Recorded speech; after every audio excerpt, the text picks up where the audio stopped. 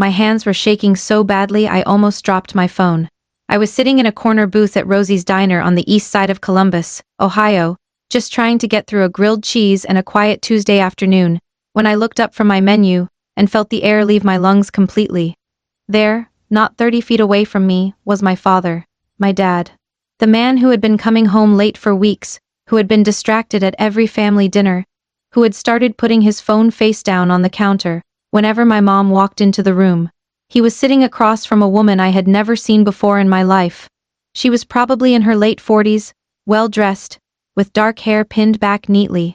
And my dad who barely smiled anymore, my dad who had seemed like a ghost in his own house for the better part of 2 months, was grinning at her like a teenager.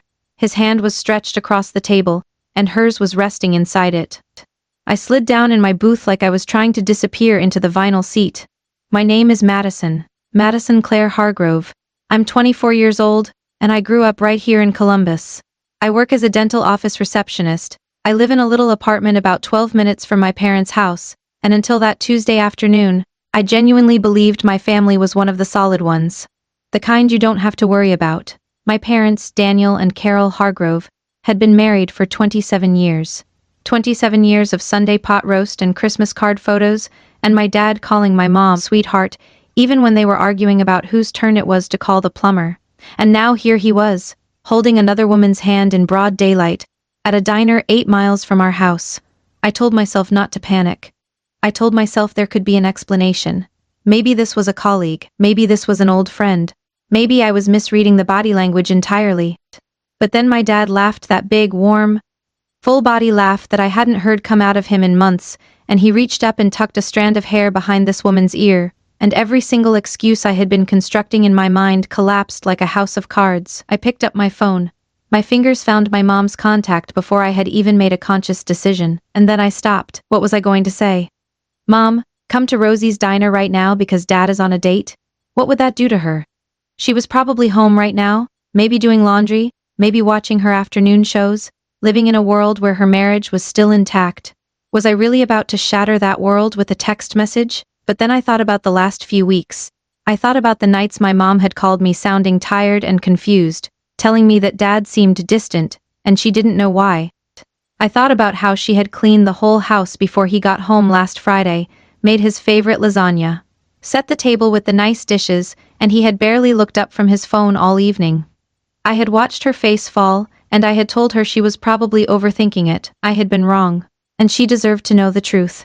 I opened my camera. I felt sick doing it, genuinely sick to my stomach, but I held the phone just above the edge of my booth and recorded about 20 seconds of footage. My dad laughing, the woman smiling, their hands together on the table. Then I opened my messages, found my mom's name and typed, "Mom, I need you to call me right now. It's important." And then, after staring at the screen for a full minute, I attached the video and hit send. I put the phone down on the table and stared at my grilled cheese like it had personally wronged me. My mom called within 60 seconds. "Madison, what is this?" Her voice was quiet. Not the loud, shocked voice I had expected. Quiet.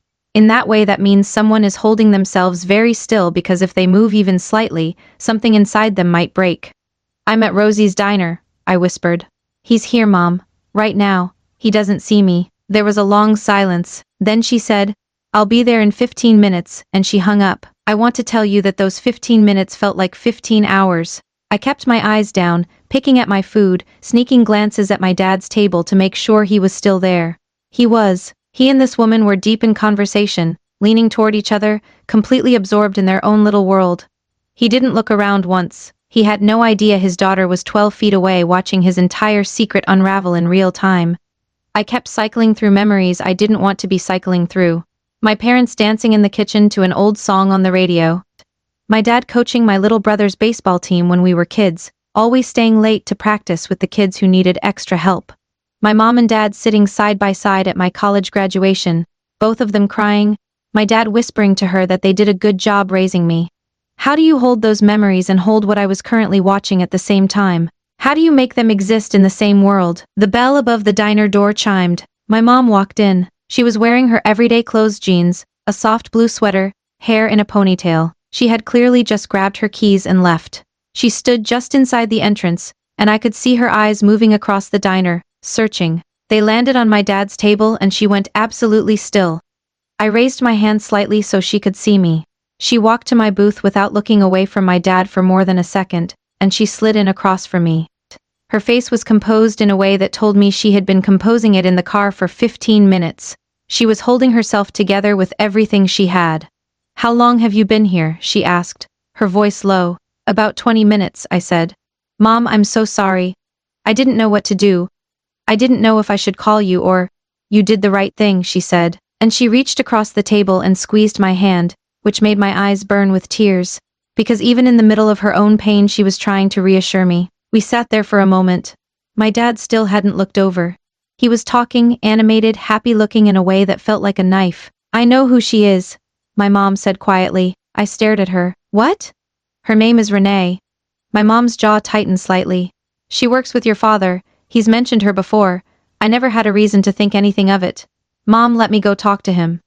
"Mom, wait." I reached for her arm but she was already sliding out of the booth, and I watched with my heart in my throat, as my mother, Carol Hargrove, 27-year wife, walked across the diner toward her husband's table. I couldn't hear what she said when she reached them. I saw my dad's face from the side, the grin fading, the color draining, his whole body going rigid with shock. He turned and looked at my mom and his mouth moved. I saw the woman across from him, Renee, go very still, her eyes flicking between my dad and my mom with an expression that was hard to read from across the room.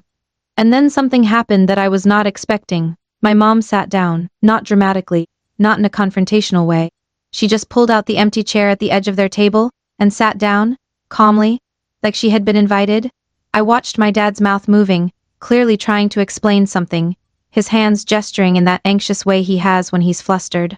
And the woman Renee leaned forward and said something, and my mom listened. I sat in my booth completely frozen, unable to look away, trying to read a conversation I couldn't hear from 20 feet away. After about 5 minutes, my mom turned toward me and waved me over. I will be honest with you, I did not want to walk over to that table. Every instinct I had was screaming at me to stay in my booth, to let the adults handle whatever this was, to not be in the center of what felt like the worst moment of my family's life. But my mom was looking at me with a steady, clear expression, and I trusted her. So I picked up my phone and my water glass and I walked across that diner like I was walking to my own execution. My dad looked up at me as I reached the table, and his face did something complicated. Not guilt, exactly. Not the crumbling shame I had expected. Something more like grief and exhaustion, and something else I couldn't name yet. "Sit down, sweetheart," my mom said. I sat. There was a moment of silence at that table that lasted approximately 100 years. Then my dad said, "Madison, this is Renee, and I owe you both an explanation, a real one." I looked at Renee. Up close she had kind eyes, tired, but kind. She gave me a small, uncomfortable smile that wasn't flirtatious or guilty-looking in the way I had expected. It was the smile of someone who was bracing for something hard. "I've been dealing with something for the past few months," my dad said, "and I haven't told your mother everything. I haven't been honest, and that's on me. I know how this looks. I know what you must have thought when you saw us, Madison." He glanced down at the table. "I'm not having an affair." I blinked. "Dad, I know that's exactly what someone having an affair would say," he continued, and there was something almost wry in his voice despite everything. "So I'm going to tell you what's actually been going on." He folded his hands on the table. And then my father, Daniel Hargrove, who had always been the steadiest, most private person I knew, told us something that rearranged every single assumption I had made over the last hour. 6 months ago, he had gone to the doctor for what he thought was nothing, some fatigue, some unexplained weight loss that he had dismissed as getting older. The blood work came back with numbers that concerned his doctor. He was referred to a specialist. More tests. And then, 10 weeks ago, he had received a diagnosis: early-stage lymphoma. The word landed on that table like a stone dropped in still water. My mom made a sound I had never heard her make before. A small, involuntary sound that she immediately pressed her lips together to contain. "Daniel," she whispered. "I'm okay," he said immediately, reaching across the table to cover her hand with his. "The prognosis is genuinely good. That's what I keep trying to hold on to. Caught early, treatment plan already in place, the oncologist is optimistic." He exhaled slowly. "But I didn't know how to tell you, either of you. I kept thinking I needed to know more before I said anything. I kept thinking I'd tell you once I had a clearer picture, and then I'd have a clearer picture, and I still couldn't find the words." I looked at Renee. And suddenly, with horrible flooding clarity, I understood. You knew? I said softly. She nodded. I'm a nurse, she said. Oncology unit at Mount Carmel.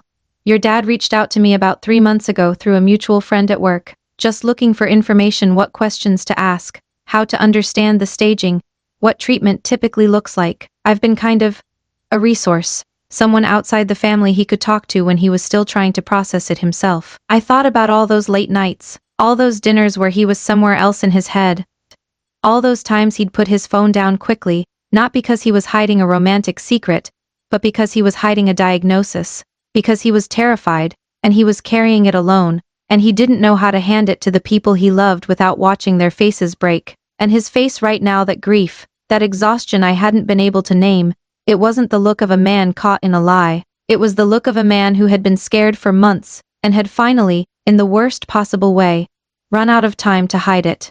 I looked at my mom. Her eyes were full of tears that she was holding back with visible effort, and she was looking at my dad with an expression that was equal parts devastation, and relief, and fury, and love, all tangled together into something that didn't have a name. You should have told me, she said. Her voice was soft, but there was iron underneath it. Daniel, you should have told me the day you got the results. I know, he said. I'm your wife. I'm supposed to be in this with you.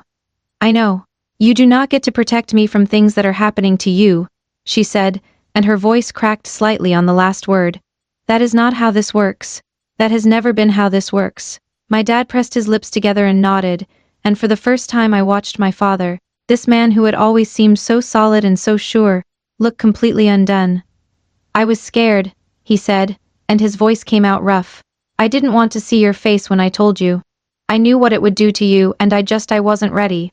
My mom got up from her chair. She walked around the table to where he was sitting, and she put her arms around him right there in the middle of Rosie's diner, and he leaned into her and held on, and I sat across from a woman I had met 7 minutes ago with tears running down my face, trying to breathe. Renee quietly handed me a napkin from the dispenser on the table. He talks about your family constantly, she said to me quietly, while my parents held each other. Every time we'd meet up to go over his latest results, or he had a question about his treatment plan, he'd spend half the time telling me about you and your brother. He's incredibly proud of you. I couldn't speak for a moment. I just pressed the napkin against my eyes and tried to hold myself together. He was going to tell them soon, she added, gently. He was working up to it. I think he needed this, honestly, as terrible as today was. She glanced at my parents. He needed to not be alone in it anymore. The days that followed were some of the hardest and most clarifying of my life. My mom called my brother Nathan that same evening, and the four of us sat in my parents' living room together for the first time in what felt like ages. My dad walked us through everything: the diagnosis, the staging, the treatment plan, the timeline. He had a folder, organized and thorough in that way he always is, with printed information from his oncologist. A list of questions he'd already asked, and answers he'd received. He had been preparing to tell us. He just needed a push he wasn't expecting from an accidental corner booth at a diner on a Tuesday afternoon. My mom cried. We all cried. Nathan, who is 21, and has never been great at expressing emotion, sat next to my dad, and put his hand on his shoulder, and just kept it there for almost the entire conversation, which said more than any words could have. My dad started his treatment the following week. I want to say something about what that night taught me, because I think about it a lot. I went into that diner believing I knew what I was seeing. I had the footage, I had the timeline of strange behavior, I had the emotional context of my mom's worried phone calls. Every piece of evidence pointed in one direction and I followed it, completely convinced I was right. And I was so wrong. Not about what I saw that was real, but about what it meant. About the story underneath the story, the one that was invisible to me because I was too certain I already knew the ending. I have thought a lot about what would have happened if the situation had played out differently. What if my dad had seen me before my mom arrived? What if I had confronted him in a different way, publicly, or sent that video to other family members before I had all the information? What if my mom had reacted differently when she walked through that door? The truth could have been buried under the wreckage of an explosion that didn't need to happen. I'm not saying I regret texting my mom. I think, even knowing everything now, she deserved to know what was happening, both the video and the real explanation behind it. Secrets were hurting our family, just not the secret I thought they were. But I have become much more careful. Since that day, about the difference between evidence and truth, between what something looks like and what it actually is. My dad is doing well. It's been about 5 months since that afternoon at Rosie's diner, and he's responded to treatment better than any of us dared to hope. His oncologist is pleased. He's tired some days, and there are hard stretches, but he's here. He's present in a way he hasn't been in years, actually like the weight of carrying that secret alone had been pressing him down so hard that just the act of releasing it gave him some of his old self back. He laughs at dinner again. He calls my mom sweetheart. He texted me a photo last Sunday of a bird that landed on their back porch, just because he thought I'd like it. And I sat in my apartment and stared at that text for a long time because it meant he was home on a Sunday afternoon and he was noticing birds. My mom and Renee actually had coffee together a few weeks after everything came out. My mom wanted to thank her for being there for my dad when he wasn't ready to lean on his own family, for walking him through the scariest medical information of his life with patience and professionalism. It was a strange thing to process, my mom sitting across from the woman I had been so certain was destroying our family, genuinely grateful for her. But that's the thing about the truth, it doesn't always fit neatly into the shape you made for it in your head. Nathan has become my dad's unofficial medical appointment chauffeur. He drives him to the treatment center, sits in the waiting room, brings terrible coffee from the hospital vending machine, and pretends it's good so my dad will drink it. My dad pretends to believe him. They sit there together and it is one of the most quietly beautiful things I have ever witnessed. I think sometimes about the version of that Tuesday where I never looked up from my menu, where my dad was just some movement at the edge of my vision that I dismissed, and went back to my grilled cheese and drove home. He would have kept carrying it alone. He might have carried it until it was so heavy, he couldn't keep moving under the weight of it. And my mom would have kept calling me, tired and confused, wondering why her husband felt so far away. Never knowing the real reason was that he loved her so much he couldn't stand to see her face when she learned he was sick. Love does strange things to people. It makes us try to protect the people we love from the very pain that we're supposed to face together. It makes us think, somehow, that carrying something alone is kinder than asking someone to help carry it. My dad almost missed his chance to be carried. I'm so grateful he didn't. I still go to Rosie's diner sometimes. I sit in the same corner booth. I get the same grilled cheese. And I look around the diner at all the other people having lunch. Each of them inside their own story. Each of them carrying something invisible. And I remind myself that the story I can see from across a room is almost never the whole story. The whole story is always somewhere underneath, waiting for the right moment, or the right person, or sometimes just the right unfortunate Tuesday afternoon, to finally come to the surface. My dad called me last week just to talk. Not about treatment, not about appointments, just to talk. He asked about my job and my apartment, and the book I'd mentioned reading. We stayed on the phone for almost an hour. At the end, before we hung up, he said, "Madison, I'm sorry I shut you all out. I really am. I thought I was protecting you." "I know, Dad," I said. "But you don't have to protect me from you." There was a pause, and then he said, "That might be the wisest thing anyone has ever said to me." I laughed, and he laughed, and we said goodnight. And that, I think, is what healing sounds like. Not grand or dramatic. Just two people on the phone laughing with nothing hidden between them.